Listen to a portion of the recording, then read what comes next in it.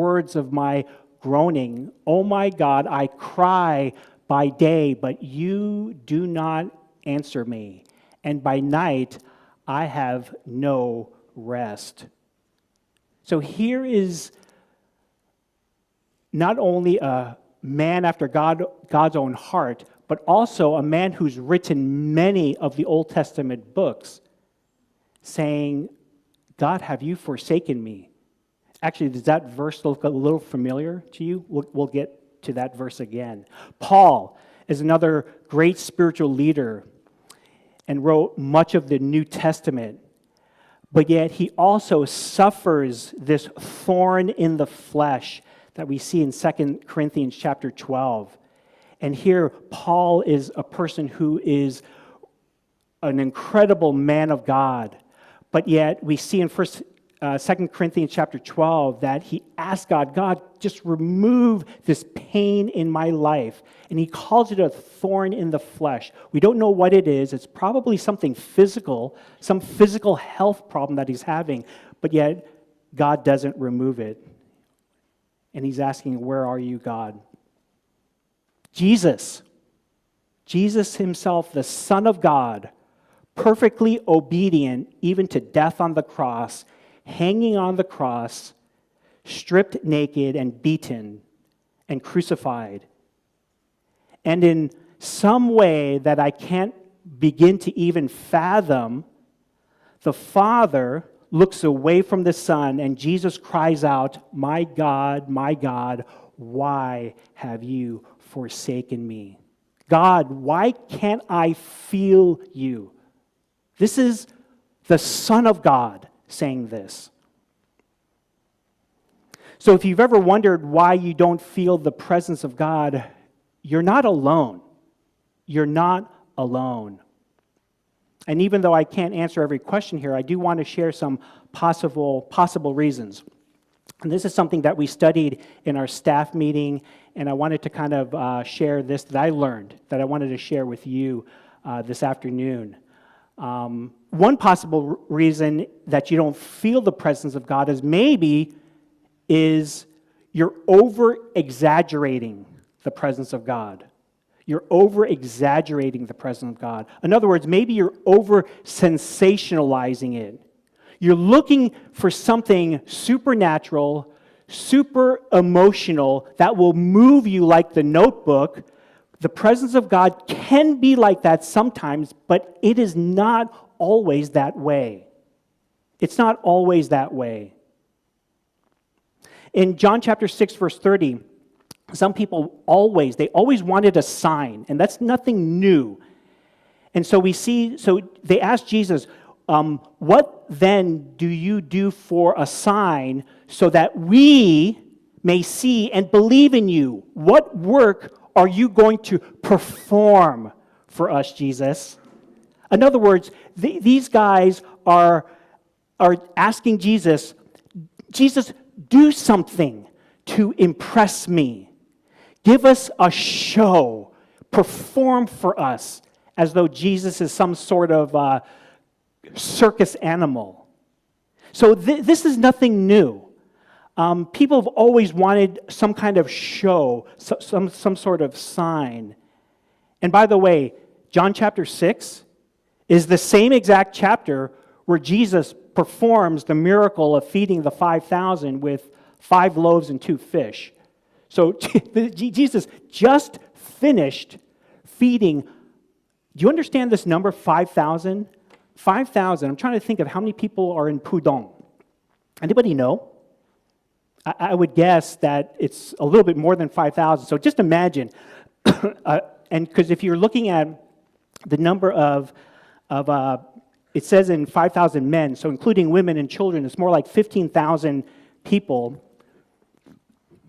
I'm sorry, Pudong is much more than 5,000. I'm thinking Zhangjiang, just Zhangjiang. Actually, not even Jiang, it's even more than that in Zhangjiang. I know it good enough because I know this number.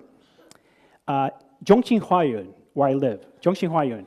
I know exactly how many people there are. There are 7,500 people. I know that. I used to work there, so I know.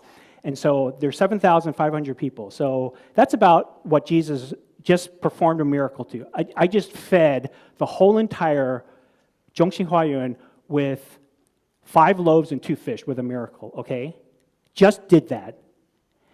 Now people are coming up to Jesus and saying, give me another miracle.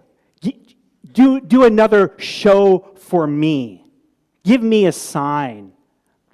Many of us, we crave that. You know, we crave that. God, give me a sign. Perform for me. And if you do that, then I will serve you forever. There are some things in my life that were very special for me, both as a person but also as a Christian. One was at my very first men's retreat. This was when I was probably about 22, just graduated from college, working, and in the church that I was attending, they told me, oh, Jason, you have to attend this men's retreat. There's about 2,000 men that gathered in Oregon, and they said it is life-changing. And I was so excited. You know, I'm a Christian. I wanted to really experience this men's retreat, get to know other guys and so forth. I went to the men's retreat the whole weekend. Nothing. I was like, I didn't feel God. I didn't feel any more spiritual. I was somewhat distracted from what the speaker was saying and didn't quite understand what he was saying. And I just didn't feel. At that moment, I really didn't feel the presence of God like I was told I would be, or maybe some other guys were experiencing.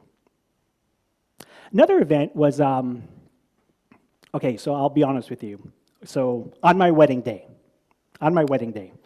so my wife and I, we were dating a couple of years, engaged for about 10 months. During that 10 months, we're preparing for the wedding. Had all of our friends and relatives there. Our pastor was officiating. And, the wedding day came. And we both said our vows, both said our I do's. And I was thinking, after the pastor said, I now pronounce you husband and wife, you may now kiss your bride. I kissed Krista. But I didn't feel married. I mean, I was like, is that it?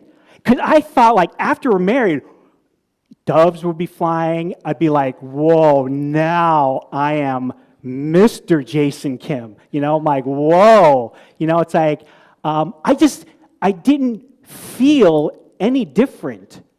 Now, I do feel different now, but at that moment, it wasn't like something magical or something emotional.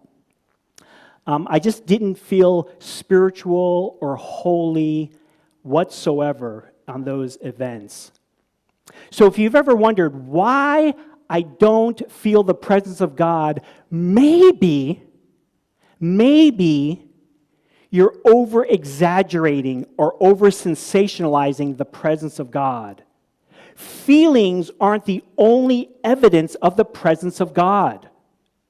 Feelings aren't the only evidence of the presence of God.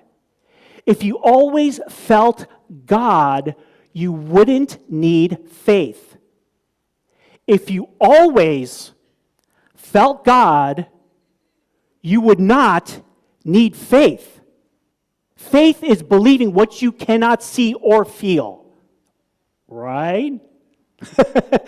Right? That's what faith is. Okay? So faith is needed. But if you always felt God, you wouldn't need faith. You cannot trust everything with your feelings. You cannot do that. Feelings aren't the only evidence of the presence of God. Even as a pastor, I mean, I think my job and Pastor Austin's job, we are as close as it could possibly get to I guess, the presence of God, at least this side of heaven. What Pastor Austin and I do is we study the Bible, but every day we come to the office, we do our work, and we go home, just like everybody else here. I go to work, I do my work, and I go home at the end of the day. If you don't feel the presence of God, maybe you're over-exaggerating. You're looking for a sign when Jesus has already not only fed 5,000 people with 2 loaves and fish, not only raised the dead, but he raised himself from the dead, and the cross reminds us of that. This is the biggest display. The biggest sign of all is the cross. So maybe you're over-exaggerating it. Here's another reason. Maybe your heart, the reason why you don't feel close to God, maybe your heart is hard due to sin. In Matthew chapter 13, verse 14 and 15, it says, you will keep on hearing, but you will not understand. You will keep on seeing, but you will not perceive. Why? For the heart of this people have become dull or hard. With their ears, they scarcely hear, and with their closed eyes, they cannot see. So why don't you always experience the presence of God? Maybe you're a